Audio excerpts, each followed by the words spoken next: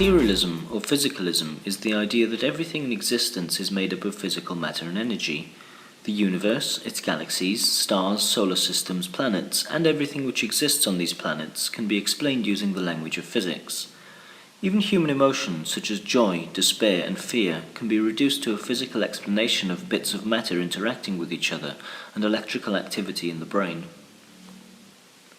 The idea of materialism has been around for almost 3,000 years and can be traced back to ancient India, ancient China, and ancient Greece. However, the development of the Age of Enlightenment and the recent success of physical sciences such as physics, chemistry, and astronomy has catapulted materialism to being the only logically sound description of reality. The evidence for materialism is overwhelming. The consistency, accuracy, and predictability of science renders it both truthful and useful. Materialism thrives in the scientific community. A scientific experiment which includes non-physical components is not scientific. Science provides us with the purest and most reliable method of discovery and deals only with the material world. In science, if it's not physical, it doesn't exist. Almost all people accept that there is a physical world. However, the majority of people think that there's more to this universe and more to a human than simply physical matter. The idea that there is both a physical and non-physical is often labelled as dualism. Most people consider themselves to be mind-body dualists, meaning that they believe in the existence of their physical body, but also believe that there is some non-physical entity, typically a mind or a soul, controlling the body, a type of ghost-in-the-machine belief. Mind-body dualists face enormous challenges when defending their position. Firstly, it's impossible to describe the characteristics of something that doesn't exist in time and space. Secondly, they would have to prove how this entity, which doesn't exist in time and space, could interact with the physical body to perform its various functions. They would also need to account for reasons why a person with brain damage undergoes vast changes in their personality and decision-making, if their personality and decision-making is held in the non-physical entity. Regardless of these problems, mind-body dualism is arguably the most intuitive explanation for what we are. However, advances in psychology and particularly in neuroscience have discredited mind-body dualism in academic and scientific circles, and it's expected to have a trickle-down effect on the masses. Many believe that intuition is far greater than education and that humans will never fully embrace the idea of our mind being purely physical, that is a byproduct of our brain. The round earth theory is a classic example of scientific evidence and education overcoming intuition. Another argument against materialism is solipsism. Solipsism claims that the only certainty is in the existence of one's own mind.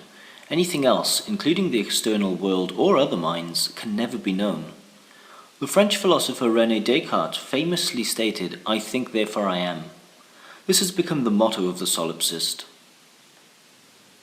Solipsism asserts, "I know that I exist because I have consciousness. My senses prove that I am real.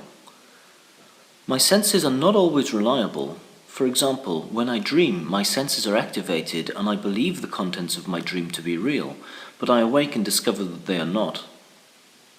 If my senses are unreliable, I cannot use them to verify the existence of the external world. Nor can I use them to prove the existence of other minds, as I have access only to my own mind." It's been claimed that solipsism can never be confirmed nor refuted, that it is a type of a philosophical stalemate. Despite this, solipsism can be shown to be problematic in a number of ways. If solipsism is true, it means that I have created everything, every piece of music, literature, film, every religion, war, and genocide. Is it really plausible that my mind has invented all of this? Is it not a delusion of the greatest grandeur to hold to this belief? Wouldn't a mind capable of creating this world be able, with little effort, to break the consistencies it has set up for itself? If my mind created this world, then surely my mind can reverse the effects of aging, break the laws of gravity, escape death, and so on.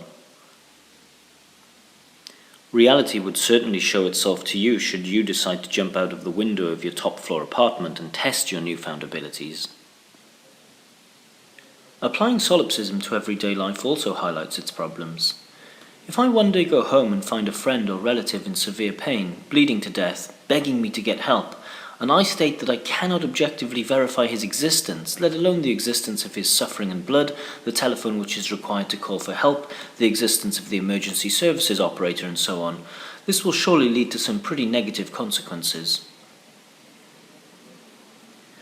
Should this friend subsequently die due to my negligence, my brain would then surely invent some police officers, a court, and a jail for myself to reside in, along with some overly friendly inmates, coupled with a feeling of discomfort in a particular area. In conclusion, we can assert with absolute certainty at least the fact that something exists. We can logically reach the conclusion that we are part of a consistent external physical universe and have an ethical obligation to recognize the consequences and potential consequences of our actions. Arguments against the physical world are tantamount to linguistic games, mental masturbation, or mental impairment. Anything supernatural cannot be proven scientifically or logically. Arguments for the supernatural, be it minds, souls, gods, or supercosmic woo energy vibrationism, rely on unverifiable anecdotal evidence, wishful thinking, and faith.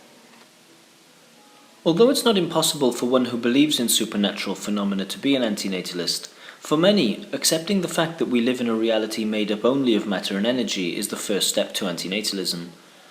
In the next video, I'll look at the implications to accepting this reality and how those implications push us further down the road of antinatalism.